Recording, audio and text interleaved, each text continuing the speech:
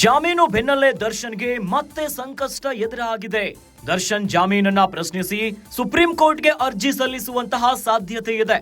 ರಾಜ್ಯ ಸರ್ಕಾರಕ್ಕೆ ಪ್ರಸ್ತಾವನೆ ಸಲ್ಲಿಸಲಿರೋ ಬೆಂಗಳೂರು ಪೊಲೀಸರು ದರ್ಶನ್ ವಿರುದ್ಧ ಸುಪ್ರೀಂ ಕೋರ್ಟ್ ಮೆಟ್ಟಿಲನ್ನ ಏರ್ಲಿಕ್ಕೆ ತಯಾರಿ ನಡೀತಾ ಇದೆ.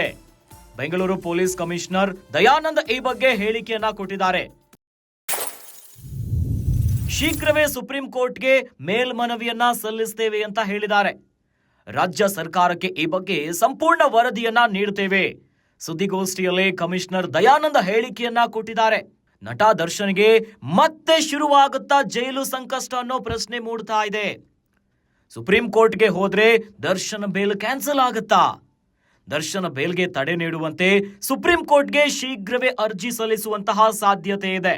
ರೇಣುಕಾಸ್ವಾಮಿ ಕೊಲೆ ಪ್ರಕರಣದ A2 ಆರೋಪಿ ಆಗಿರುವಂತಹ ನಟ ದರ್ಶನ್ ಅವರಿಗೆ ಹೈಕೋರ್ಟ್ ಇಂದ ರೆಗ್ಯುಲರ್ ಬೇಲ್ ಸಿಕ್ಕಿದೆ.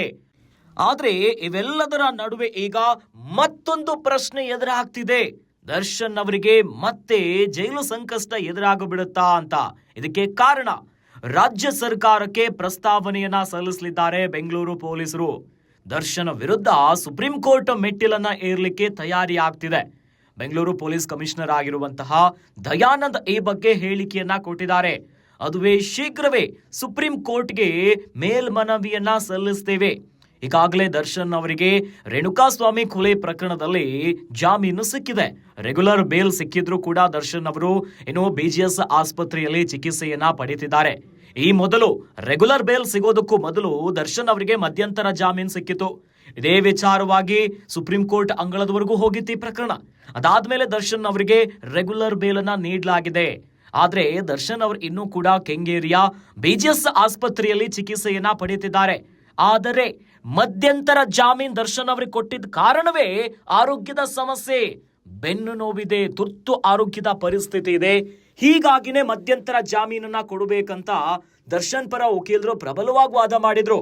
ಆಪರೇಷನ್ ಆಗಿಲ್ಲ ಅಂತಂದ್ರೆ ದರ್ಶನ್ ಅವರ ಪರಿಸ್ಥಿತಿ ಗಂಭೀರ ಅಂತ. ಆದ್ರೆ ಇಷ್ಟು ದಿನ ಆದ್ರೂ ಕೂಡ ಮಧ್ಯಂತರ ಜಾಮೀನಿನ ಅವಧಿ ಕೂಡ ಹೋಯ್ತು. ಆದ್ರೆ ಈಗ ಬೇಲ್ ಕೂಡ ಸಿಕ್ಕಿದೆ. ಆಪರೇಷನ್ ಆಗಿಲ್ಲ. ಇದೇ ವಿಚಾರಕ್ಕೆ ಸಂಬಂಧಪಟ್ಟಂತೆ ಈಗ ದರ್ಶನ್ ವಿರುದ್ಧ ಸುಪ್ರೀಂ ಕೋರ್ಟ್ಗೆ ಮೇಲ್ಮನವಿಯನ್ನ ಸಲ್ಲಿಸಲಿಕ್ಕೆ ತಯಾರಿ ಆಗ್ತಿದೆ.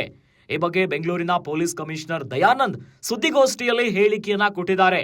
ಇವೆಲ್ಲ ವಿಚಾರದ ಬಗ್ಗೆ ರಾಜ್ಯ ಸರ್ಕಾರಕ್ಕೆ ಸಂಪೂರ್ಣ ವರದಿಯನ್ನ ನೀಡುತ್ತೇವೆ ಅನ್ನೋದಾಗಿ ಸುದ್ದಿಗೋಷ್ಠಿಯಲ್ಲಿ ಹೇಳಿದ್ದಾರೆ. ಇದರಿಂದ ಈಗ ಪ್ರಶ್ನೆಗಳು ಮೂಡ್ತಾ ಇರುವಂತದ್ದು, ನಟ ದರ್ಶನ್ಗೆ ಮತ್ತೆ ಶುರುವಾಗುತ್ತಾ ಹಾಗಾದ್ರೆ ಜೈಲು ಸಂಕಷ್ಟ? ಸುಪ್ರೀಂ ಕೋರ್ಟ್ಗೆಲ್ಲಾದ್ರೂ ಮತ್ತೆ ಮೇಲ್ಮನವಿಗಳು ಹೋದ್ರೆ ದರ್ಶನ್ ಅವರ ಬೇಲ್ ಕ್ಯಾನ್ಸಲ್ ಆಗುತ್ತಾ ಅನ್ನೋ ಪ್ರಶ್ನೆ ಮೂಡ್ತಾ ಇದೆ. ಇನ್ನು ದರ್ಶನ ಬೇಲ್ಗೆ ತಡೆ ನೀಡುವಂತೆ ಸುಪ್ರೀಂ ಕೋರ್ಟ್ಗೆ ಶೀಘ್ರವೇ ಅರ್ಜಿ ಸಲ್ಲಿಸುವಂತಹ ಸಾಧ್ಯತೆ ಇದೆ.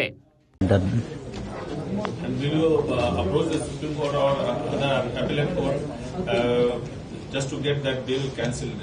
We do not know. We have just seen that such a thing has happened. We'll examine that legally and then proceed accordingly. And in Darshan case, are you appealing in the Supreme Court?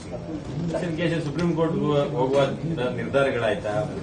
Renukaswamy ಕೊಲೆ ಪ್ರಕರಣಕ್ಕೆ ಸಂಬಂಧಪಟ್ಟ ಹಾಗೆ ಏನು ಈಗ ಜಾಮೀನು ದೊರೆತಿದೆ, ಅದಕ್ಕೆ ಸಂಬಂಧಪಟ್ಟ ಹಾಗೆ ಸುಪ್ರೀಂ ಕೋರ್ಟ್ನಲ್ಲಿ ಅಪೀಲ್ ಮಾಡಲಿಕ್ಕೆ ಪ್ರಯತ್ನಗಳನ್ನು ಮಾಡಲಾಗ್ತದೆ. ಅದರ ಬಗ್ಗೆ ನಾವು ಪ್ರಸ್ತಾವನೆಯನ್ನು ಸರ್ಕಾರಕ್ಕೆ ಸಲ್ಲಿಸ್ತಾ ಇದ್ದೇವೆ.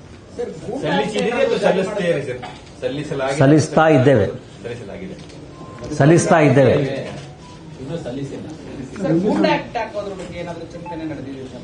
ಯಾವ್ದ್ರ ಬಗ್ಗೆ ಯಾವುದು ಚಿಂತನೆ ಇಲ್ಲಪ್ಪ.